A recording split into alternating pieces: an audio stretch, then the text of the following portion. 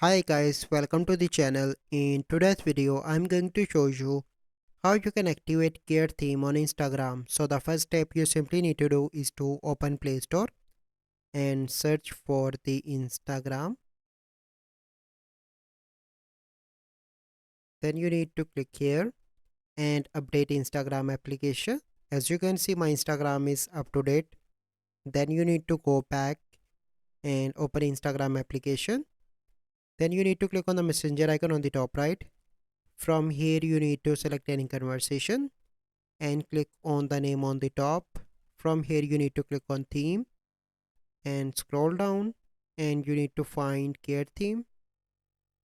So let me find. So here you can see care. You simply need to select that, wait for few seconds, and now you can see that care theme is activated. So let me show you. So this is the process by which you can activate care theme on Instagram. So I hope you find this video helpful. If you find this video helpful, must like this video, subscribe to our YouTube channel for future videos. We'll see you in the next video. Thank you. Have a good day.